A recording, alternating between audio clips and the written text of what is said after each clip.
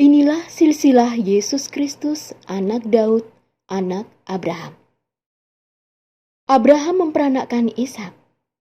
Ishak memperanakkan Yakub. Yakub memperanakkan Yehuda dan saudara-saudaranya. Yehuda memperanakkan Peres dan Zerah dari Tamar. Peres memperanakkan Hezron. Hezron memperanakkan Ram. Ram memperanakkan Aminadab. Aminadab memperanakkan Nahazon. Nahazon memperanakkan Salmon. Salmon memperanakkan Boas dari Rahab. Boas memperanakkan Obed dari Rut. Obed memperanakkan Isai. Isai memperanakkan Raja Daud. Daud memperanakkan Salomo dari istri Uria. Salomo memperanakkan Rehabeam. Rehabeam memperanakkan Abia. Abia memperanakkan Asa. Asa memperanakkan Yosafat. Yosafat memperanakkan Yoram. Yoram memperanakkan Uzia. Uzia memperanakkan Yotam. Yotam memperanakkan Ahaz.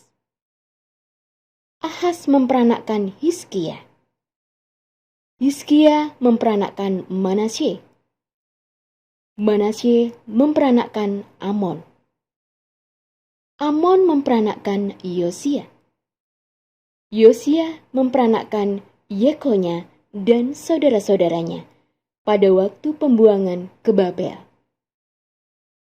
Sesudah pembuangan ke Babel, Yekonya memperanakkan Sealtiel. Sealtiel memperanakkan Zerubabel. Zerubabel memperanakkan Abihud. Abihud memperanakkan Elyakim. Elyakim memperanakkan Azor. Azor memperanakkan Zadok. Zadok memperanakkan Akim. Akim memperanakkan Eliud. Eliud memperanakkan Eleazar. Eleazar memperanakkan Matan. Matan memperanakkan Yakub. Yakub memperanakkan Yusuf, suami Maria, yang melahirkan Yesus yang disebut Kristus. Jadi, seluruhnya ada 14 keturunan dari Abraham sampai Daud. 14 keturunan dari Daud sampai pembuangan ke Babel. Dan 14 keturunan dari pembuangan ke Babel sampai Kristus. Demikianlah Injil Tuhan.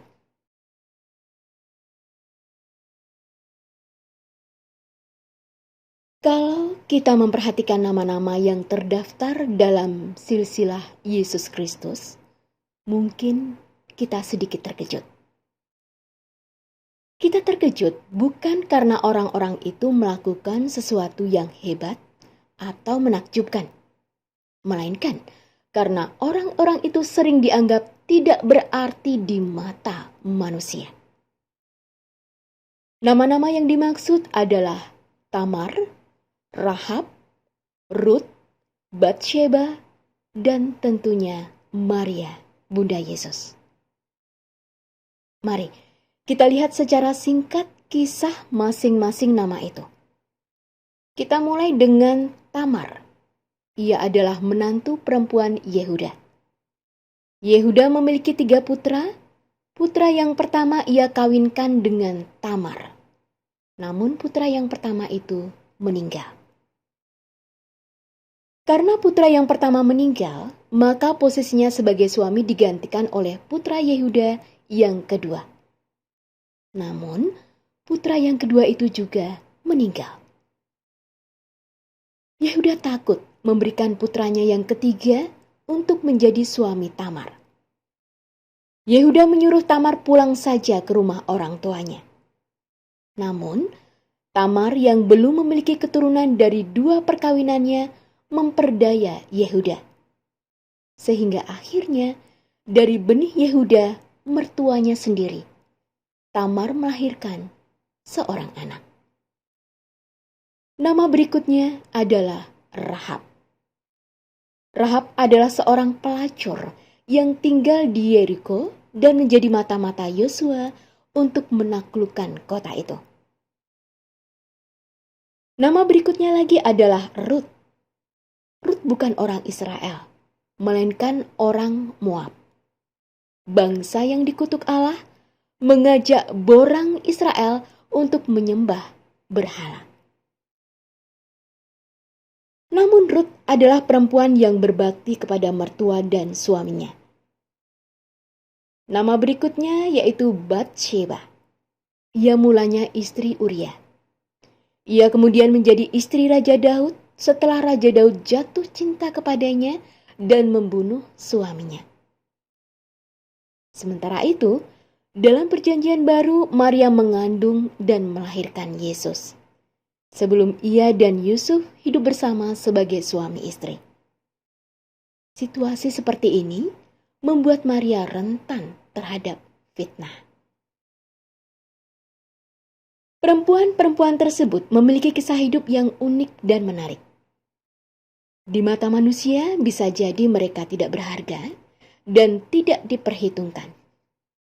Tetapi Tuhan mengikut sertakan mereka dalam karya penyelamatannya.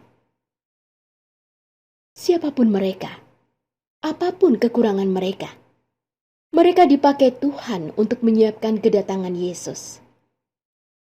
Maka dalam masa penantian ini, marilah kita membuka hati akan kehadiran orang-orang yang selama ini barangkali tidak kita harapkan atau kita perhitungkan. Siapa tahu Tuhan sedang memakai mereka sebagai alat untuk membawa Yesus ke dalam hidup kita. Apa yang tidak berarti di mata manusia sangat berarti bagi Tuhan. Sebab di mata Tuhan setiap orang berharga dan mendapat berkat yang sama darinya. Tuhan, Engkau berkenan mengikut sertakan kami dalam karya penyelamatanmu.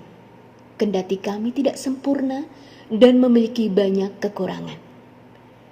Semoga kami juga mampu membuka hati bagi sesama yang selama ini kami anggap tidak berarti dan menemukan hal yang indah dalam diri mereka.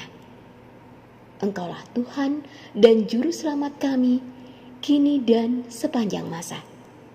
Amin. Terima kasih sudah menyaksikan renungan hari ini. Jangan lupa like, subscribe, dan aktifkan tombol loncengnya agar Anda yang pertama mendapatkan notifikasi updatean renungan harian dari Komsos Keuskupan Padang. Dan bagikan ke sosial media agar saudara-saudara kita dapat mendengarkan dan merenungkan firman Tuhan.